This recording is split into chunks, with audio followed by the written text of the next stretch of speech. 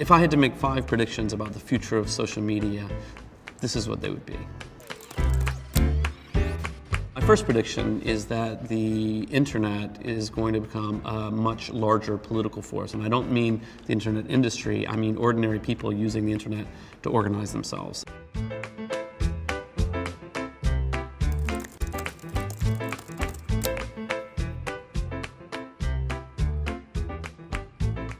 One of the things that our protest against SOPA did is really bring to the table the internet public.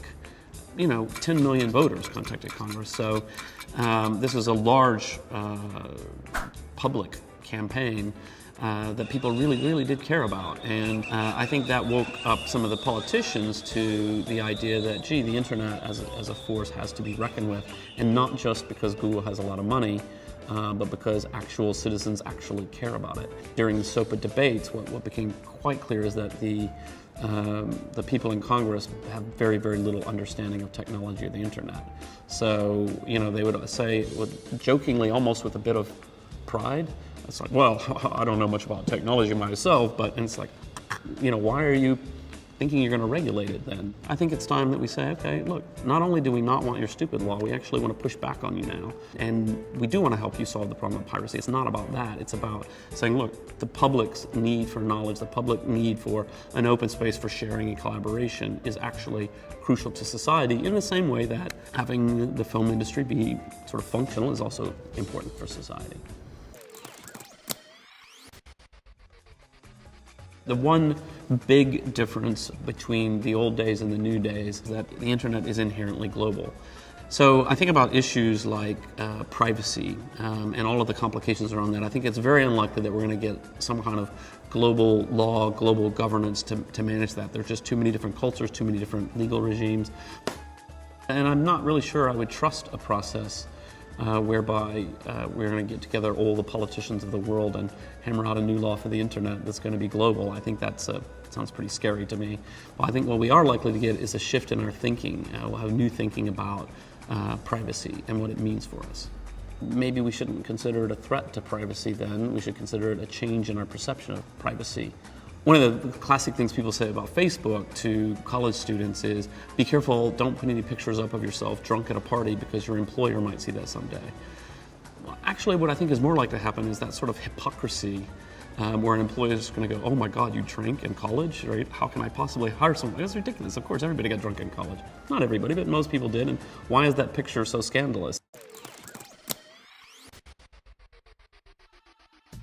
Social media against corruption, I do think that is a very powerful concept, and it's one that we see, in fact, in China. Social media in China is subject to all kinds of constraints and so forth, but it's there, it exists. But what is happening is they are creating a generation of 2 million, maybe more than that, 4 million bloggers who have had the opportunity to say, here's something in society that's wrong, and lo and behold, it's investigated and someone goes to jail. And it's very empowering to say, wow, we actually were able to bring an issue to the table and get a positive change in society. And corruption is that sort of thin edge, right, where it's really something no one can say, corruption is a good thing, therefore we're not going to let you speak against corruption. What that means, though, for the central government is that eventually they're going to lose control of the whole situation. Right now, you wouldn't be allowed to say that about the central government. Your blog would be deleted.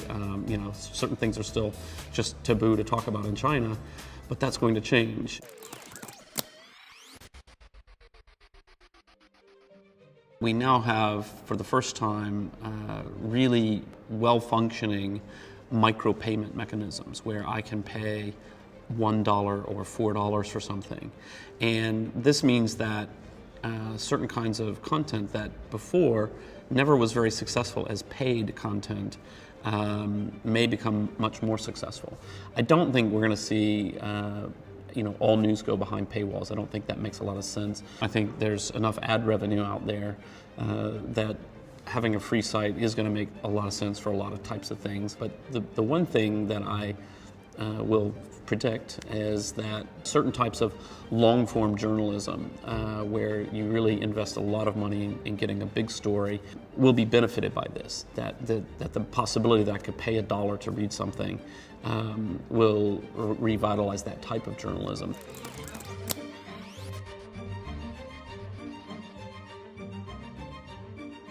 While right now we've got about 2 billion people online, in the next 5 to 10 years we're going to see the next billion and possibly even 2 billion people come online. And they aren't coming online from the United States and Europe, Japan.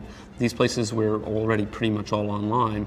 Where people are coming online in huge numbers is China, India, South America still has a lot of people coming online, and then also Africa. And I think that's really interesting. The growth of the internet right now in Africa is phenomenal. We are going to become much more interconnected through cultural sharing, people from all around the world sharing knowledge with each other. It's not necessarily that we're getting any smarter. Biologically, we're still as we have been, but we have the opportunity to learn about other people in other places. It's so easy. We can do it, and we will do it.